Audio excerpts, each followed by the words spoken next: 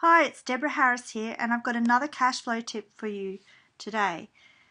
Today's cash flow tip is about volume of sales. And this may seem rather obvious, but sometimes we forget to do this, and we forget to look for opportunities with our existing customers. Have a little trawl through your database, have a look through your customer database where you've collected all that key customer information, and have a think about what products or services you could offer them next that would add value to them. Things that they're looking for or that they may have indicated in the past they're likely to buy. And don't forget to offer those out to your existing customers. And you can do this in a very systematic way. You can get each manager to choose 3 or 4 customers and go out that way, or you can do a mass mailer to all of your existing customers.